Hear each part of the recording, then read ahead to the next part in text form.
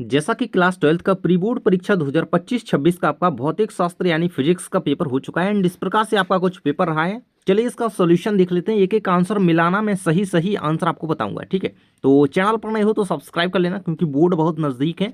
देखो, सबसे पहले आपके सही विकल्प का चयन कर लिखिए वाले क्वेश्चन थे 6 नंबर के, जिसमें फर्स्ट क्वेश्चन था आपका, किसी संधारित्र की धारिता निर्भर करती है। देखो, आवेश पर तो करती नहीं है तो एक गया, विभव पर भी नहीं करती है, तो संधारित्र के ज्यामितीय विन्यास पर। देखो, 7 नंबर ऑप्शन करेक्ट इसका आंसर हो जाएगा। संधारित्र के ज्यामितीय विन्यास पर ये जो होती है धारिता निर्भर करती है, क्योंकि ये इसके आकार, माप और प्लेटों के बीच की दूरी वगैरह होती है उन पर निर्भर करती है, और आवेश और विभव पर नहीं करती है। तो 7 नंबर ऑप्शन जिसने भी इसका लगाया है उसका बिल्कुल से सही है 7 नंबर, ठीक है। नेक्स्ट है आपका सेकंड नंबर क्वेश्चन है, किसी कार की संचायक बैटरी का विद्युत वाहक बल 12 वोल्ट तथा आंतरिक प्रतिरोध 1 ओम और बैटरी के साथ 3 ओम है। अब देखो, प्रतिरोध आप देख पा रहे हो 3 ओम यहाँ पे दिया गया बैटरी के साथ, और आंतरिक प्रतिरोध 1 ओम दिया गया। 3 और 1 कितना हो गया हमारा 4 ओम, तो कुल हो गया कितना प्रतिरोध हो गया, ठीक है। और 12 वोल्ट हमारी क्या दी गई है यहाँ पे, ये वाहक विद्युत वाहक बल हमारा 12 वोल्ट दिया गया है। तो 4 या 12 3 एम्पियर आपका एक करेक्ट आंसर हो जाएगा, 3 एम्पियर। आ नंबर ऑप्शन इसको लगा दोगे आप, ठीक है, ये आप लगा दोगे।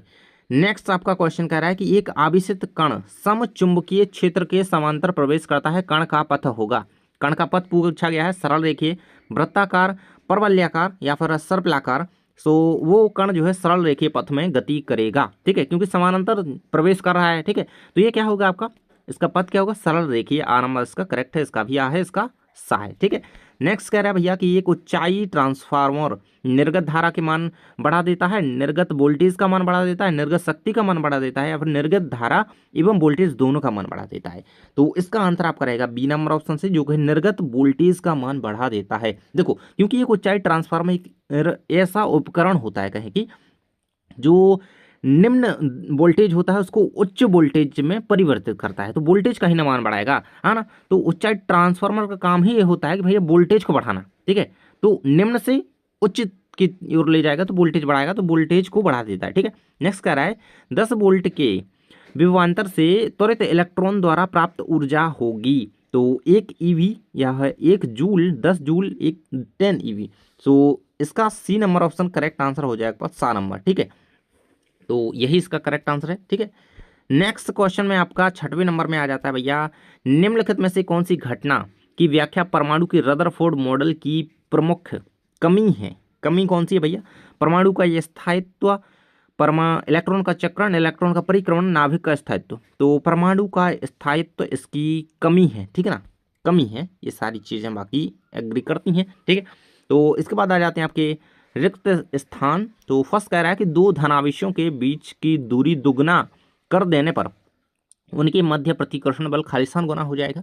तो देखो, अगर दोगुनी करी जाए तो उनके मध्य जो बल, मूल बल होगा वो 1/2 यानी कि 1/4 भी लिख सकते हो, ठीक है। 1/4 गुना बढ़ जाएगा, तो इसका आंसर 1/4 ही है, 1/4 गुना बढ़ जाएगा, ठीक है। ये आंसर करेक्ट है इसका, ठीक है। नेक्स्ट कह रहा है भैया सेकंड नंबर पे कि किसी बंद सतह से गुजरने वाला संपूर्ण चुंबकीय फलक का खालिस्तान होता है, तो वो होता है भैया आपका 0, ठीक है। नेक्स्ट है शुद्ध प्रतिरोध युक्त परिपथ में धारा और विभवांतर के मध्य खालिस्तान का कलांतर होता है। धारा और विभवांतर के मध्य की बात करिए तो इनके मध्य का जो कलांतर होता है वो 0 होता है, 0 होता है, 0 होता है, ठीक है ना।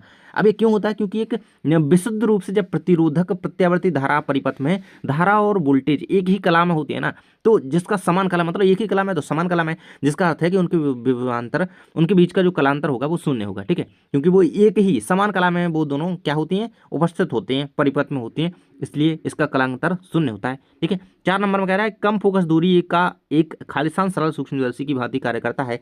तो कम दूरी का एक उत्तल लेंस, ठीक है ना, का एक उत्तल लेंस क्या करता है, सरल सूक्ष्मदर्शी की तरह ही कार्य करता है। नेक्स्ट कह रहा है भैया कि बिंदु स्रोत से उत्पन्न तरंगाग्र का आकार खालिस्तान होता है। तो बिंदु स्रोत से उत्पन्न तरंगाग्र का आकार जो है तो गोलाकार होता है भैया। कैसा होता है, देखो यहाँ पे बता देता हूँ मैं आपको, इसका गोलाकार आंसर लिखना था आपको, गोलाकार, ठीक है, इस प्रकार से। नेक्स्ट कह रहा है कि ऐसे नाभिक जिनका परमाणु क्रमांक समान हो लेकिन द्रव्यमान संख्या भिन्न हो खालिस्तान कहलाते हैं।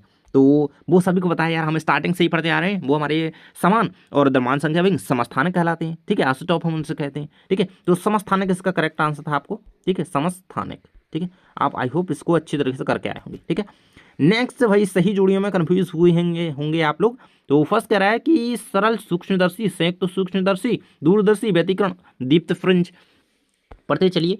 फर्स्ट की मिल जाएगी आपकी धार नंबर से, ठीक है, ये रहेगी यहाँ पे। सेकंड नंबर कह रहा है आपका संयुक्त सूक्ष्मदर्शी, सो इसको मिलाएंगे आप, लास्ट में जाना है बिल्कुल से, है ना। एंड थर्ड नंबर है दूरदर्शी, सो इसको आप 12 नंबर से मिलाते जाएंगे, ठीक है, थर्ड है। फोर्थ नंबर है व्यतिकरण दीप्त फ्रिंज, सो इसकी करेक्ट जोड़ी है आ नंबर से, एंड व्यतिकरण अदीप्त फ्रिंज, ठीक है, ये रहेगी आपकी यहाँ पे ये सा नंबर पे, ठीक है। अब लास्ट बचा आपका, ये जाएगी दा नंबर पे। इस प्रकार से आपकी सही जोड़ियां बन रही हैं 6 नंबर की करेक्ट, ठीक है। आगे आ जाते हैं आपकी एक शब्द या वाक्य में उत्तर दीजिए। फर्स्ट कह रहा है कि विद्युत क्षेत्र तथा विद्युत विभव में संबंध लिखिए, ठीक है। अब देखो विद्युत क्षेत्र, हमारा विद्युत क्षेत्र ये हो गया, ठीक है, और विद्युत विभव क्या होता है हमारा, विद्युत विभव की बात करें तो भी होता है, ठीक है। ये इसमें संबंध लिखना था। अगर आयामी गति के लिए इसमें संबंध आप लिखें तो आपका इस प्रकार से लिखा जाएगा -dv/dr, इस प्रकार से आप लिख सकते थे, ठीक है, आयामी गति के लिए लिखा हुआ है। लेकिन अगर आप समान रूप से एकदम सरल रेखीय लिखें तो ये रहेगा आपका यहाँ पे, ये आपका इस तरीके से आप इसको इसमें संबंध लिख सकते थे, इस प्रकार से भी लिखा जा सकता था, ठीक है, बोल्ट, और ये रहेगा आपका विद्युत क्षेत्र में विभव में, ठीक है। नेक्स्ट कह रहा है कि परावैद्युत पदार्थ की उपस्थिति का विद्युत क्षेत्र पर क्या प्रभाव होता है। तो जब कोई परावैद्युत पदार्थ की उपस्थिति में विद्युत क्षेत्र का मान क्या हो जाता है, प्रभाव होता है, उस पर प्रभाव पड़ता है कि वो घट जाता है, ठीक है, घट जाता है। ये सेकंड का आंसर है कि उसकी पदार्थ की उपस्थिति होगी, परावैद्युत पदार्थ की उपस्थिति में विद्युत क्षेत्र का प्रभाव घट जाता है, यही उस पर उसका प्रभाव बढ़ता है, ठीक है। थर्ड कह रहा है अनुचुंबकीय पदार्थ की चुंबकीय प्रवृत्ति कितनी होती है। अनुचुंबकीय पदार्थों की चुंबकीय प्रवृत्ति कम और धनात्मक होती है, ठीक है। तो ये आपको इसका आंसर यही लिखना था, कम और धनात्मक होती है, ठीक है। 4 नंबर में कि प्रकाश विद्युत धारा का मान किस पर निर्भर करता है।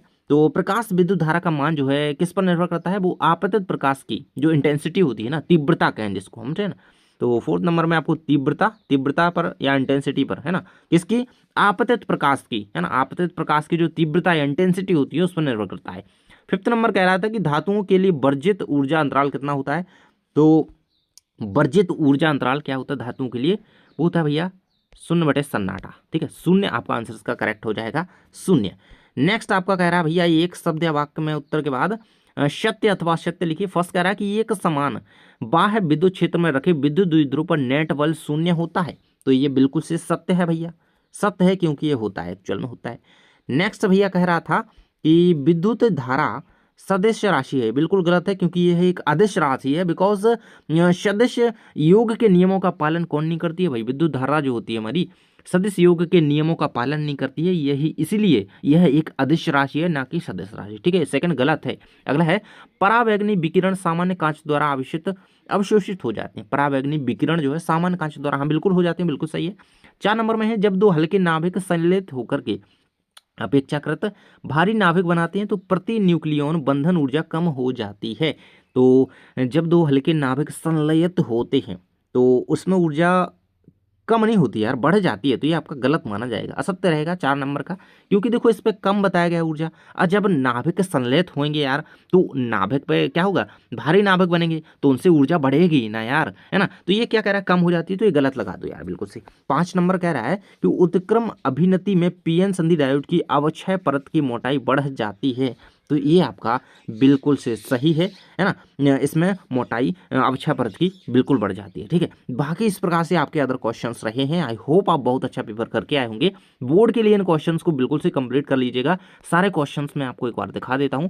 तो इस प्रकार से आपके क्वेश्चन रहे एंड इन्हें अच्छी तरीके से तैयारी कीजिए और अदर सब्जेक्ट के लिए आप चैनल पर बने रहिए, सब कुछ मिलेगा आपको, टेंशन लेने की जरूरत नहीं है। तो चलो भाई मिलते हैं नेक्स्ट वीडियो में, बाय बाय।